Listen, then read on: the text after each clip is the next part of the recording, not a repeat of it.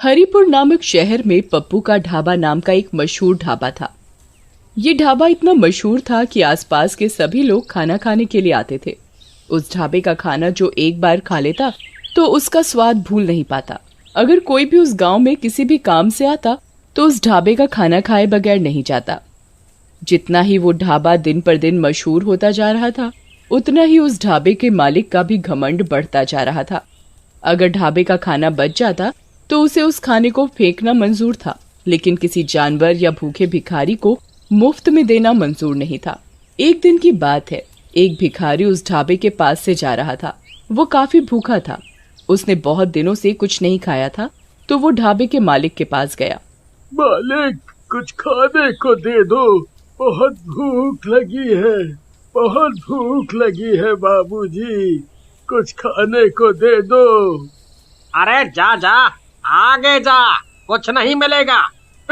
कुछ दे दो खाने को, बहुत दिनों से कुछ खाया नहीं है, बहुत भूख लगी है बाबूजी।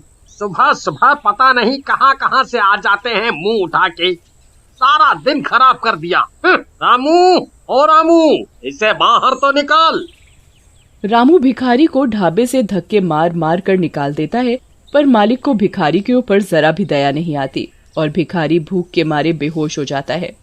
मालिक, ये तो बेहोश हो गया था। तो मैं क्या करूं? इसे तू दुकान के सामने से हटा, ग्राहक के आने का टाइम हो रहा है। जी मालिक।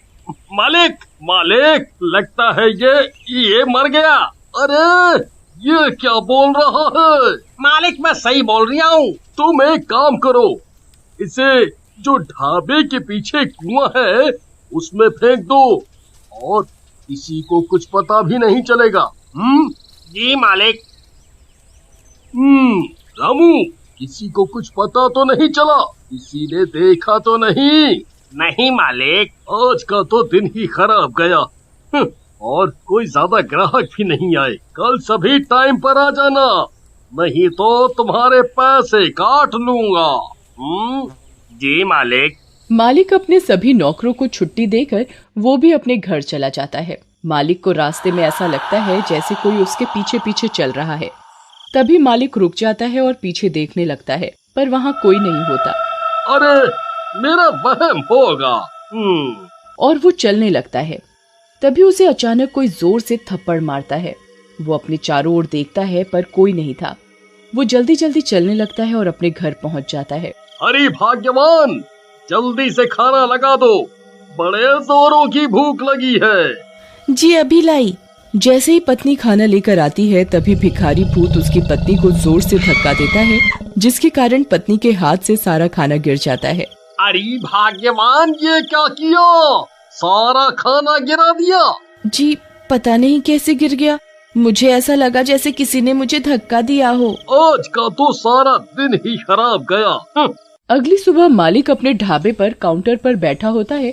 तभी एक ग्राहक आता है और कुर्सी पर बैठ जाता है और खाने का ऑर्डर देता है। रामू, जल्दी से खाना लेकर आओ। ये कैसा खाना है, इतना तीखा? क्या हुआ, खाना अच्छा नहीं है? ये कैसा खाना है? रामू, ओ रामू, आज तुमने ये कैसा खाना बनाया है? मालिक, पता नहीं कैसे हो गया, खाना तो अच्छा ही बनाया था। आज भी मालिक की कोई कमाई नहीं हुई थी और सारा खाना ऐसे ही वेस्ट हो जाता है। ये देखकर भिखारी बहुत खुश होता है।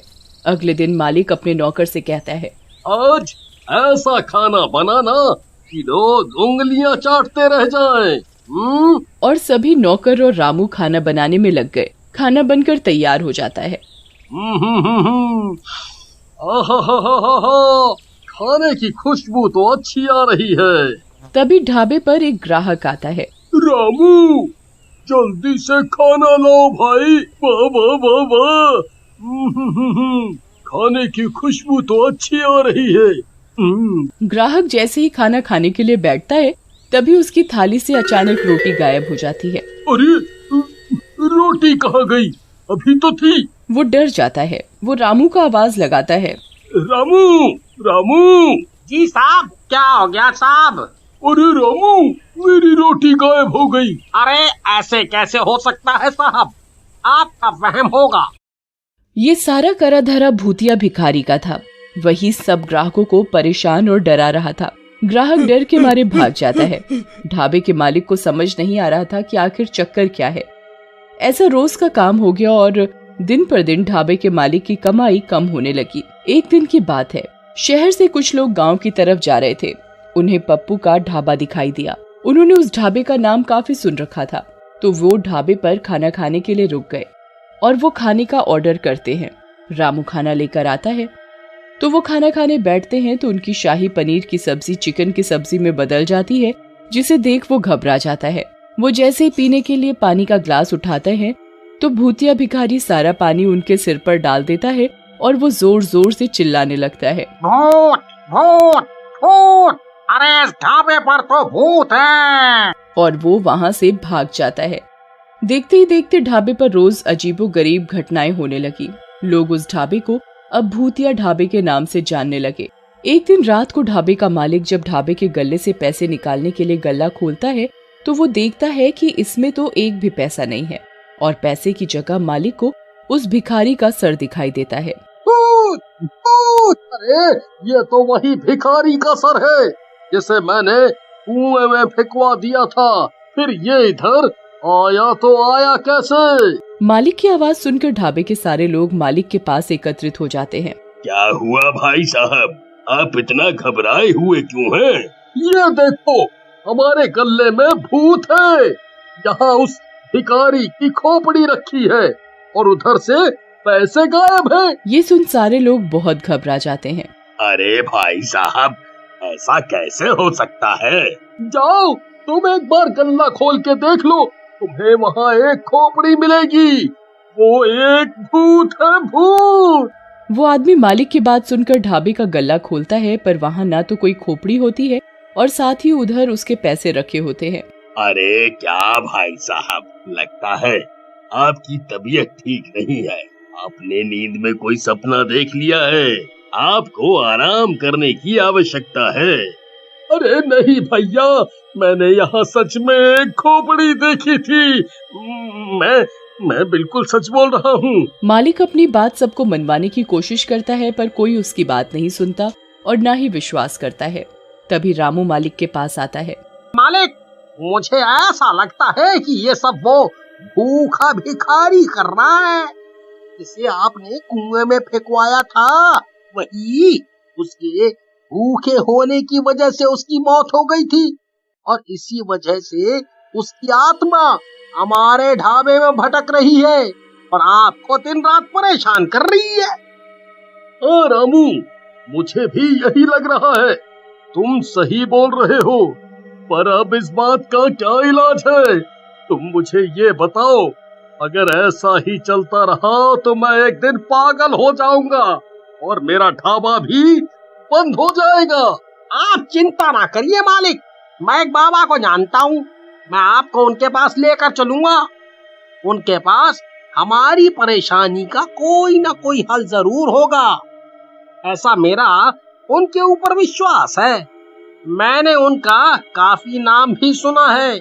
वो सबकी परेशानी दूर कर देते हैं अपनी पूजा पाठ से। रामू और उसका मालिक अगले ही दिन बाबा के पास जाते हैं। वो बाबा को उधर जाकर सारी बात सच सच बताते हैं। ये तुमने क्या किया? तुमने एक भूखे भिखारी की जान ले ली। उसकी आत्मा भूख की वजह से ही तुम्हारे ढाबे में भटक रही है और तुम्हें परेशान कर रही है। बाबा जी, हमारी मदद करो, हमसे गलती हो गई। हम कभी नहीं करेंगे आगे से ऐसा। हमें माफ कर दो बाबा। बाबा अपनी शक्ति से उस भिखारी की आत्मा को बुलाता है। मुझे किसी ने परेशान किया तो मैं सबको मार डालूंगा। मुझे माफ कर दो, मुझसे गलती हो गई। मैं आगे से कभी किसी भी भिखारी को भूखा नहीं जाने दूंगा।